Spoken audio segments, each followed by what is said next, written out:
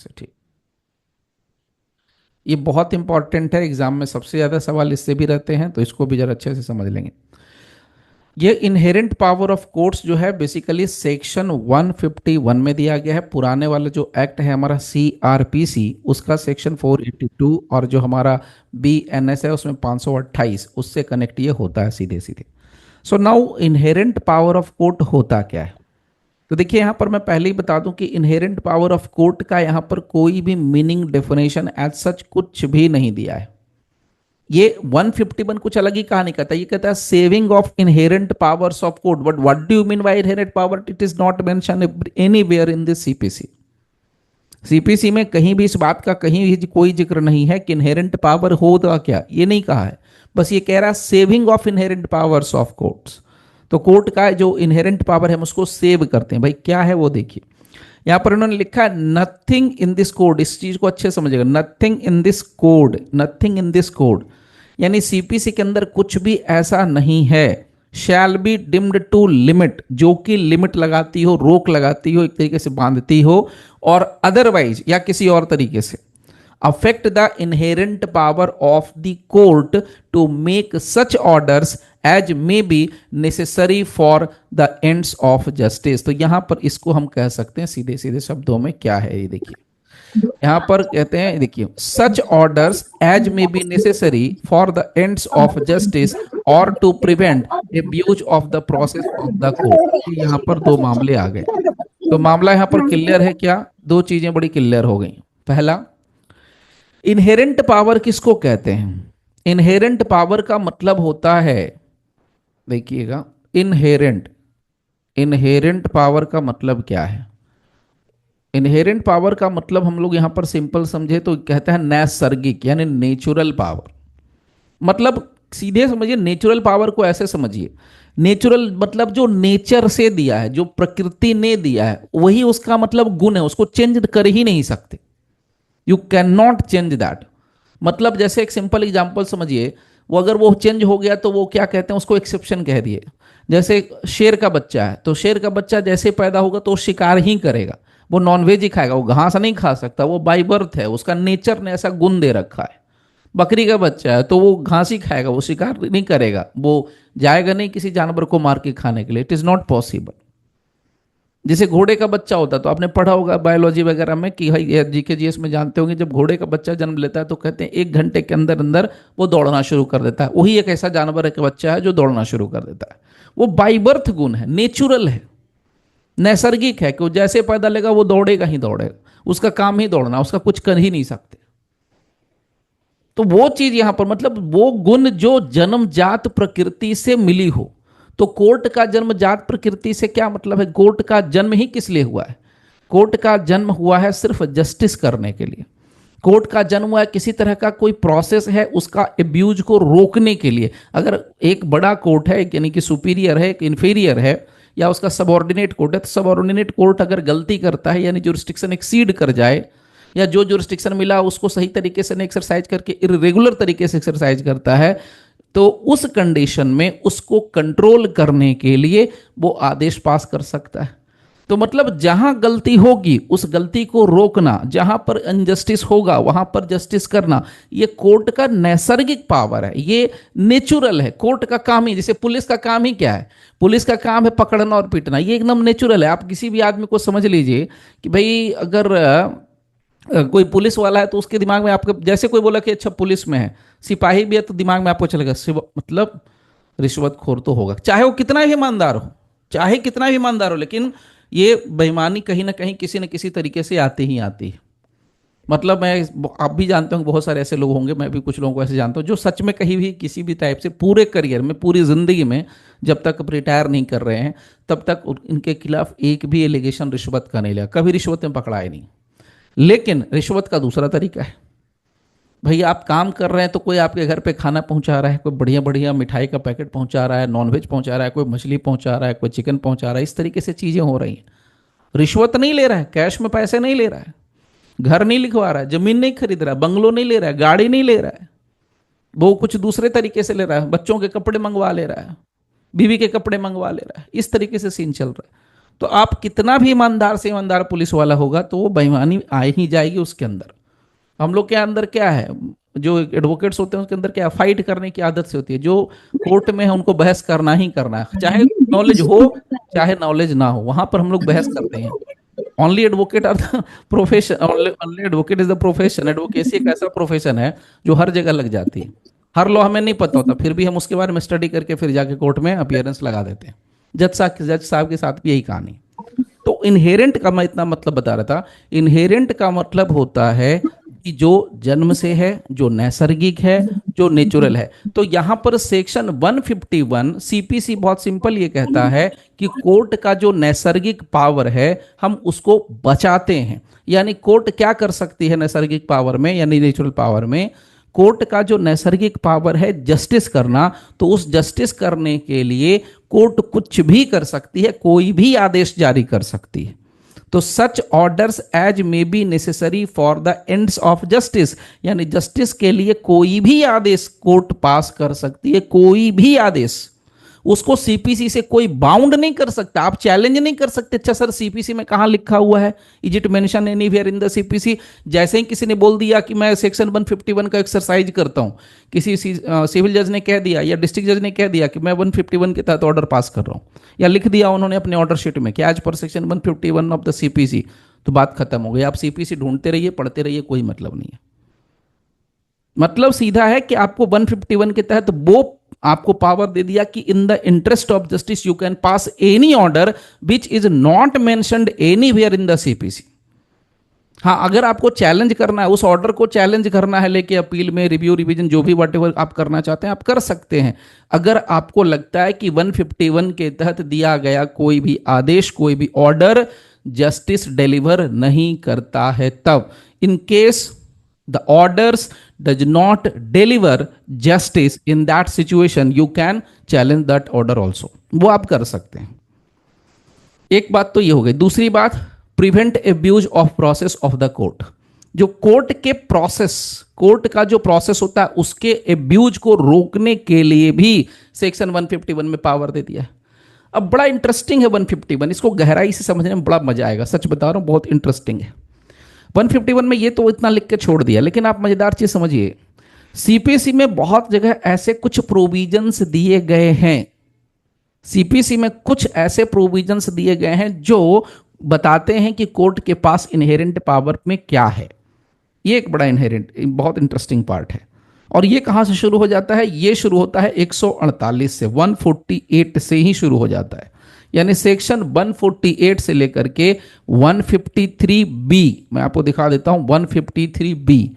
सो 148, 148 से लेकर के 153 बी तक का जो पार्ट है सीपीसी का सेक्शंस में, ये जो है सीधे सीधे इनहेरेंट पावर ऑफ कोर्ट्स की बात करता है। यानी कि इन सेक्शंस में ये लिख दिया गया है, इन सेक्शंस में भारत का कानून बता दिया गया है सिविल लॉ के हिसाब से कि अगर कोर्ट इन पावर को एक्सरसाइज करती है तो आप इसको मान सकते हैं कि ये इनहेरेंट पावर के तहत किया गया है। जस्ट टेक एन एग्जांपल, जैसे सेक्शन 148 की हम बात कर लें तो सेक्शन 148 किसको डील करता है? सी देखिए 148 में निकाल देता हूं, देखिए 148 क्या लिखा गया? Enlargement of time, enlargement of time. अब ये क्या लिखते हैं इनलार्जमेंट ऑफ टाइम?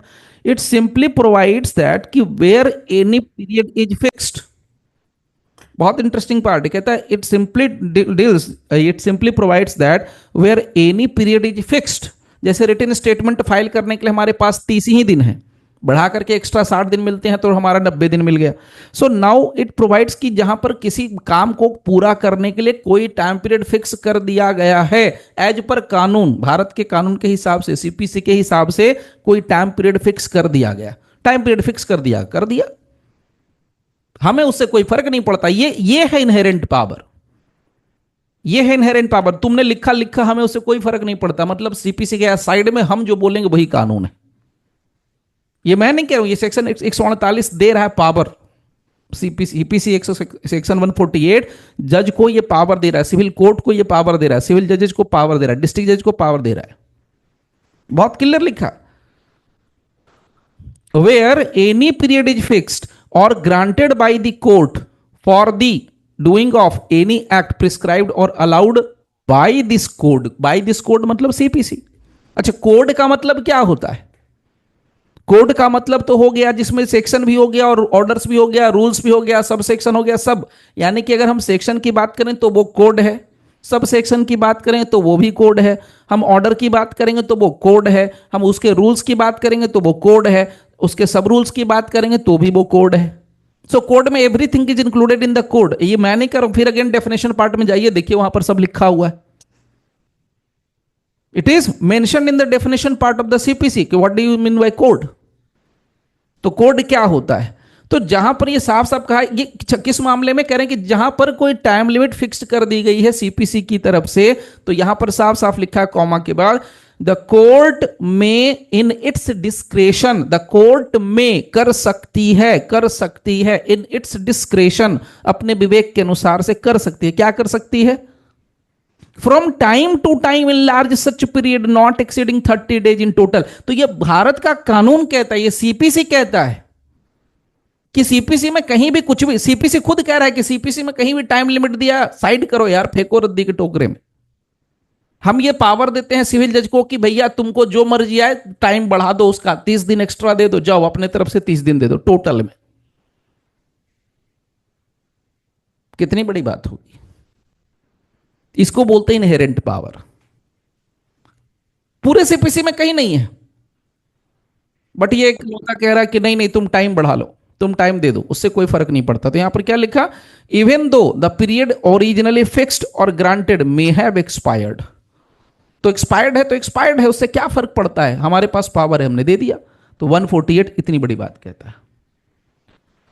इसी के बाद और आइए आगे, नेक्स्ट 149। 149 में क्या कहता है? 149 कहता है power to make up deficiency of court fees. ये भी बड़ा इंटरेस्टिंग पावर है। कानून के हिसाब से, सीपीसी के प्रोविजंस के हिसाब से, जब तक आप कोर्ट फीस नहीं लगाएंगे तब तक कोर्ट प्रोसीडिंग को बढ़ाएगा ही नहीं। उसको जरूरत पड़ी तो वो खारिज भी कर देगा, वो रिटर्न भी कर सकता है, सारे ऑप्शंस, रिटर्न तो नहीं करता, खारिज भी कर सकता है। इन्होंने क्या लिख दिया? नहीं, 149 यहां पावर दे रहे हैं 149 में। मतलब सीपीसी में कहीं भी कुछ भी कोर्ट फीस के लिए बारे में कहा गया, उसको साइड करो यार, रद्दी के टोकरे में फेंको। What is that? रद्दी है वो उठा के फेंको बाहर। क्या है? Where the whole or any part of any fee, whole or any part of any fee prescribed for any document by the law for the time being in force relating to court fee. सिर्फ court fee की बात कर रहा है, वकील की fees की बात नहीं कर रहा है। Has not been paid, court fees has not been paid, या तो फुल्ली नहीं पे किया तो भी चलता है, पार्टली नहीं पे किया तो भी चलता है। मतलब 5 लाख अगर कोर्ट फीस मान लो लगानी है, चलो 1000 ही लगानी है, 50-50 हजार हम लोगों ने लगाए, 10-10 हजार लगाए हैं, तो जहां 10 हजार कोर्ट फीस लगानी है वहां पर 2000 दे के चले गए केस फाइल करके। ये जज साहब के पास पावर है। सीपीसी कहता है कि नहीं दिया है तो भी आगे बढ़ा दो। तो क्या लिखा? द कोर्ट में इन इट्स डिस्क्रेशन, यहां पर देखिए, द कोर्ट में इन इट्स डिस्क्रेशन, क्या? एट एनी स्टेज अलाउ, यहां लिखा छोटा सा वर्ड अलाउ। रिजेक्ट करने नहीं कह रहा, डिसमिस करने नहीं कह रहा, कहता अलाउ कर सकते हो। मैं यहीं पर लगा दिया, मैं अलाउ, अलाउ कर सकते हो the person by home such fees is payable. तो जिस पर्सन को फीस देनी थी उसने तो दिया नहीं, पार्टली दिया या पूरा ही नहीं दिया, तो भी तुम केस के लिए अलाउ कर सकते हो, प्रोसीडिंग के लिए अलाउ कर सकते हो टू पे, और टू पे द होल और पार्ट एज द केस में भी, जैसे तुमको पे करना हो वैसे करवा लो। तो यहां पर कोर्ट फीस के मामले में रिलैक्सेशन देने का अधिकार है। ये भी क्या हो गया? ये भी हो गया इनहेरेंट पावर। मतलब देखिए, कुछ भी ऑर्डर पास किया जा सकता है, लिमिटेड टू सर्टेन एक्सटेंट मैं बोलूंगा, क्योंकि यहां पर क्या कहते हैं, सीपीसी खुद कह रहा है in the interest of justice, for the ends of justice. सब ये सब शब्द याद रखिएगा, for the ends of justice, in the interest of justice, ऐसा किया जा सकता। So now the point here is 149, 148, ये दो लोग क्या कर रहे हैं? ये दोनों हमारे लिए सीधे सीधे इनहेरेंट पावर को डील कर रहे हैं। इसके बाद 151 तो खैर मैंने बोल ही दिया है, उसके बाद और आगे आइए। तो अगर कुछ मामलों में अगर हम ले लें, आगे आइए, 152 में भी है कुछ तो, लेकिन फिलहाल इसको जरा पहले और थोड़ा और क्लियर कर दे रहा हूं। अब सवाल ये मन में होता है और होना चाहिए, और आ रहा है तो अच्छी बात है, क्या जो इनहेरेंट पावर दिया गया है कोर्ट को एक्सरसाइज करने के लिए, जज साहब को एक्सरसाइज करने, इस पर कोई रोक टोक है या नहीं है, या अनलिमिटेड है, कुछ भी कभी भी कहीं भी कैसे भी है या नहीं है? There are certain limitations. मतलब कल को तो जज साहब कहेंगे कि भैया कुछ भी हम कर देंगे। मतलब क्रिमिनल केस को सिविल केस बनाने का पावर है। वो क्रिमिनल केस हो तो उसको कहेंगे लाओ सिविल में कर देते हैं, सिविल है तो उसको हम क्रिमिनल में भेज देंगे। क्या रेस जुडिकेटा को उठा के बाहर फेंक सकते हैं? जज साहब को पावर है। जब आप कह ही रहे हो इनहेरेंट पावर है, तो inherent power in the interest of justice, तो इंटरेस्ट कहां से मिलेगा? बोलेंगे लाओ भाई रेस जुडिकेटा से बार मैटर है, लाओ मैं डील कर देता हूं। रेस सब जुडिस से बार मैटर है, लाओ मैं डील कर देता हूं। Is it okay? Is it possible? The answer is no. तो इसका मतलब क्या हो गया कि वैसी चीजें, वैसी बातें जो सीपीसी के तहत प्रोहिबिटेड हैं, जो मना की गई हैं, जो रोकी गई हैं, मतलब सीपीसी में जो काम करने के लिए साफ साफ मना कर दिया गया है, जो कहा गया कि आपको नहीं करना है, कोर्ट को कहा है नहीं करना है, उसको आप इनहेरेंट पावर के नाम लेकर के आप आगे नहीं बढ़ा सकते। जैसे कह दिया कि आपका जुरिस्डिक्शन है तो केस ठीक देखिए, नहीं जुरिस्डिक्शन छोड़ दीजिए। बार जहां है सूट को, तो सूट जो बार्ड है उसको आप जबरदस्ती नहीं ला सकते in the interest of justice, और ये कहते हुए कि मेरा इनहेरेंट पावर है। रेस जुडिकेटा से बाहर है, रेस सब जुडिस से बाहर, इट इज नॉट पॉसिबल कि आप उसको डील कर लेंगे। तो सबसे पहला क्या हो गया? लिमिटेशन। चलिए मैं लिमिटेशन डिस्कस कर देता हूं। तो फर्स्ट लिमिटेशन यहां लिख दीजिए, limitation on exercise of inherent powers. सबसे पहला जो लिमिटेशन है वो ये है, the court has no inherent power to do what is prohibited, what is prohibited in the code मतलब सीपीसी। कोर्ट के पास कोई पावर नहीं है कि जो इनहेरेंट पावर के तहत आप कर सके, प्रोहिबिटेड मैटर को आगे बढ़ा सकते। Number one. नंबर टू, अब एक इंटरेस्टिंग चीज और है। कहते हैं कि अगर जो एप्लीकेंट है, जो केस फाइल कर रहा है, जो केस लेके कोर्ट में पहुंच रहा है, यदि एप्लीकेंट के पास रेमेडी अवेलेबल है, if the applicant has remedy,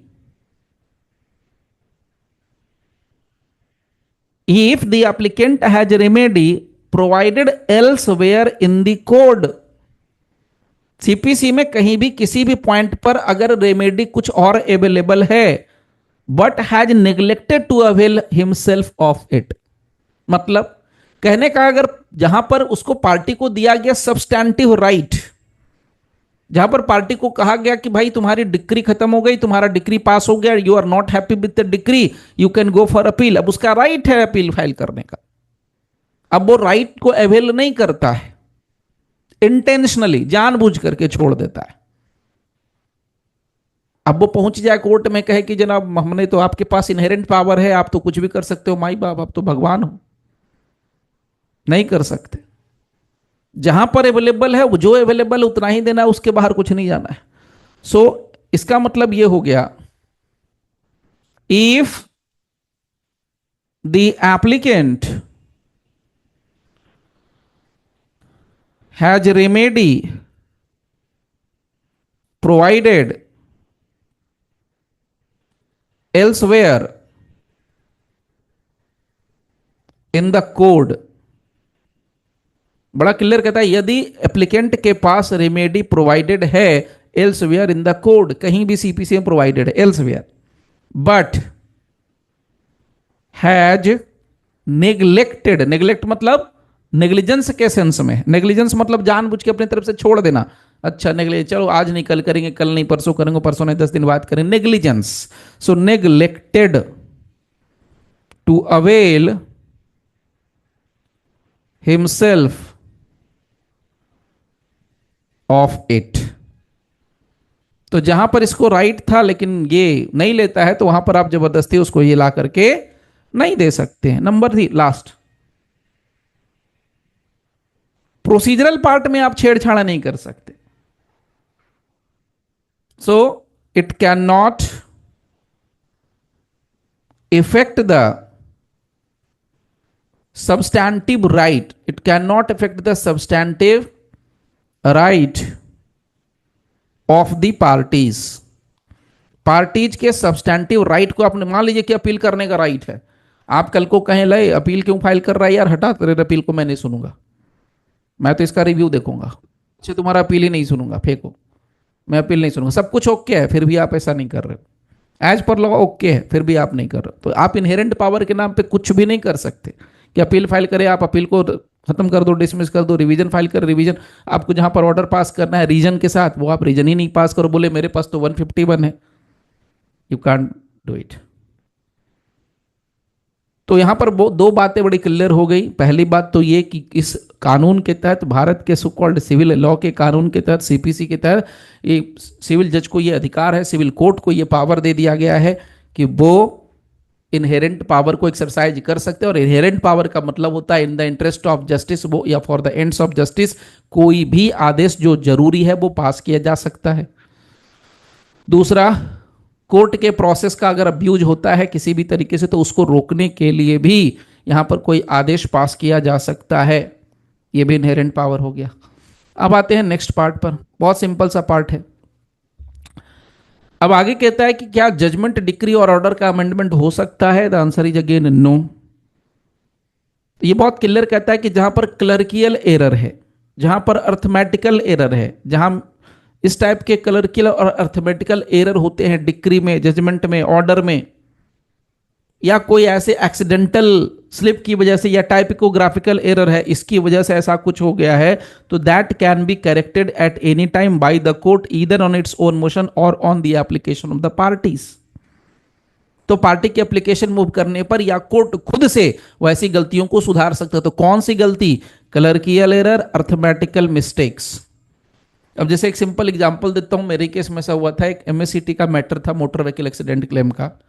उसमें जज साहब ने लिखा दिया, क्या ऑर्डर शीट में लिखा दिया कि 7% पर मंथ के हिसाब से इंटरेस्ट देना है, जो कि 7% पर मंथ आप समझ सकते कितना ज़्यादा होता है और पॉसिबल भी नहीं है, तो ये नियम के विरुद्ध था। तो इसको अब ये पर मंथ को हटा करके इसको पर एनम करना था, तो ये आफ्टर जजमेंट उन्होंने अपने तरफ से कर दिया चेंज कि भाई ये टाइप का एरर है, पर मंथ की जगह पर एनम होना चाहिए, पर ईयर के हिसाब से आना चाहिए। तो ये छोटे मोटे जो क्लर्कियल एरर होते हैं, टाइपोग्राफिकल एरर होते हैं, अर्थमेटिकल एरर्स होते हैं, इसको आप सुधार सकते हैं। उसके बाद आता है general power to amend. General power to amend दिया हुआ है सेक्शन 153 में। 153 क्या कहता है? ये बहुत सिंपल कहता है कि कोर्ट में अमेंड एनी डिफेक्ट और error in the proceeding in order to determine real questions between the parties. ये भी बहुत इंटरेस्टिंग मामला है। जनरल पावर टू अमेंड का मतलब क्या है? ये कह रहे हैं कि भाई कोर्ट के पास, ये मतलब सेक्शन 153 ये कहता है, भारत का कानून सीपीसी ये कहता है को हम कोर्ट को ये अधिकार देते हैं कि कोर्ट किसी भी समय, ये कोर्ट को अधिकारी, कोर्ट को पावर है कि कोर्ट किसी भी समय on such terms as to cost और अदरवाइज, जैसे उसको उचित लगे, अमेंड कर सकते हैं, एनी डिफेक्ट को हटा सकते हैं या किसी एरर को, in any proceeding in A suit, and all necessary amendments shall be made for the purpose of determining the real questions or issues raised by or depending on such proceeding। तो इसका मैं example लिख देता हूं खुद के case का। एक केस था, उसमें क्या होता था, अक्सर मैं आपको बड़ी एक बहुत ये सिंपल बता रहा हूं, लेकिन ये कहानी बड़ी अलग अलग जगह पर होती है। अब इसे भी सीख, इसको लर्निंग कहते हैं, मैं ये नहीं कहूँगा कि बहुत एक्सपर्ट थे हम लोग शुरुआत में। तो एक कोर्ट है दिल्ली के अंदर, रोहिणी, आप लोग जानते होंगे रोहिणी कोर्ट। तो रोहिणी कोर्ट में पहले की बात बता रहा हूँ, 2009-10 की, 11-12 की बात बता रहा हूँ, 11-12 की। मान लीजिए कि कोई चीज़ आपकी छूट गई, कोई एरर रह गया, कोई गलती हो गई, ऐसा कुछ हो गया, टाइपिकल एरर, या कुछ छोटे मोटे बदलाव करने हैं, चेंजेज करने हैं। तो वह क्या करते थे कि लोग कोर्ट के जो स्टाफ होते थे वो दे देते थे पूरी ओरिजिनल फाइल और कहते थे सर जी आप कर लो। हम लोग भी ले लेते थे और कर देते थे। अब ये वाली आदत लगी हुई थी। पहुंच गए 30,000 ही कोर्ट, जो कि हम लोग का मेन कोर्ट वहीं था, सारा केस वहीं लगता था। और फंस गए एक मैडम के चक्कर में। मैडम क्या की थी, हम लोगों ने मांग लिया उससे जो कोर्ट मास्टर बैठा होता था उससे हमने मांग लिया कि भाई दो में देखने के लिए ओरिजिनल रिकॉर्ड, दे दिया उसने। और कोर्ट चल रहा था, कोर्ट के चलने के दौरान हमने साइड में जाकर उसको थोड़े चेंजेस कर दिए। अब पूरा नाम तो मुझे याद नहीं, लास्ट में उनका नाम महाजन था, पूनम महाजन ऐसा कुछ या कुछ नाम था, I forget the actual name, but कोई महाजन ही थी वो। बहुत स्लिम, बहुत ही स्लिम, मतलब लगता है उनको खाना खा गया या उनको खाना उनको खाता था, पता नहीं वट। तो मतलब बॉडी वाइज बहुत फिजिकली वीक थी, बहुत वीक थी। लेकिन उसने इस बात को इशू बना लिया, बहुत बड़ा इशू।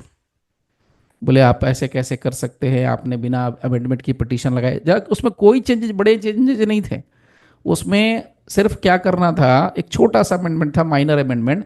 हम, मेरे को आज तक याद है, क्योंकि जो होते हैं ना बुरी चीज़ें और अच्छी चीज़ें आदमी को ज़िंदगी भर याद रखते, तो मेरे को अच्छे से याद है। 3 लाख रुपीज़ था और ये ऐसे सिर्फ लिखा हुआ था लेटर्स में, उसको हमने फिगर में लिख दिया था 3 जगह पर, 3 जगहों पर लिखना था, वो 3 जगह पे छूट गया था। तो हम लोग क्या कॉपी पेस्ट करते हैं सब कोई नॉर्मली, और इस हम लोगों के जो रेगुलर पैटर्न में जो कैसे जो चलते हैं, जैसे बैंक बैंक में क्या होता है, रेगुलर पैटर्न पे एक ही चीज़ चल रहा है, नाम पता चेंज करो, अमाउंट चेंज करो, सब एज इट इज ओके रहता है, एक आधी पैरा चेंज होता है। अब हम लोगों ने क्या किया, वहां पर बस ऐसे लिखना था 3 लाख रुपीज ओनली। अब ये इतने सी बात को उन्होंने इशू बना लिया, एक बड़ा सा स्टेटमेंट लिखवा दिया अपनी मर्जी से, बोला साइन करो आप क्योंकि आपने ऐसा कर दिया। आफ्टर दैट एक लर्निंग मिली सीखने के लिए, भाई आपको करना है तो विद दी परमिशन करो, नहीं तो ये सेक्शन काम करता है। आप बोलो कि भाई 153 के तहत आपको पावर है, करके दो, नहीं तो फिर वो कहेंगे अमेंडमेंट का पिटीशन लगाओ, उस पर हम बहस करेंगे, सुनेंगे, दिस दैट, बड़ा लंबा चौड़ा प्रोसेस हो जाता है। तो ये चीज़ भी काम करती है, तो इसलिए हर जगह ये नहीं करना है, जहाँ हो सकता है वहाँ कीजिए, नहीं हो सकता वहाँ पर तो कुछ नहीं कर सकते। ठीक है। सो नाउ 153 में जनरल पावर की हम बात करते हैं और ये उसी से रिलेटेड मामला है। नाउ 153 ए एंड बी, इसमें कुछ करने के लिए है नहीं, बहुत सिंपल सिंपल दो बातें। देखिए 153 ए एंड 153 बी, इधर लिख दिया 153 ए और इधर लिख दिया 153 बी। 153 ए बेसिकली डील किसको करता है, ये उस पोजीशन को डील करता है जहां पर कोर्ट के पास ये कहता है पावर है, power to amend decree, power to amend decree, power to amend order, जहां पर कोई appeal summarily, summarily SUMMARILY, summarily dismiss हो गई है। तो ये कोर्ट, ये जो सेक्शन है 153A 153A, ये पावर देता है कोर्ट को कि भाई आप अमेंड कर सकते हो डिक्री को, ऑर्डर को, जहां पर अपील का समरली डिसमिसल हुआ है। दूसरा एक मामला आता है 153B का, जिसमें बहुत सिंपल कहा गया कि प्लेस ऑफ ट्रायल को हम कहां लगाएंगे, ओपन कोर्ट में। तो place of trial open court तो सबको पता है, open court in camera proceeding भी सबको पता है। ओपन कोर्ट का मतलब है कि सबके सामने पब्लिक आ रही है, जा रही है, that is the point, simple. कुछ मामलों को छोड़ करके जहां पर इन कैमरा प्रोसीडिंग्स हो सकती हैं या होती हैं। This is section 153B। तो ये यहां पर मामला आ गया, इसको यहां पर जल्दी से करते हैं स्टॉप।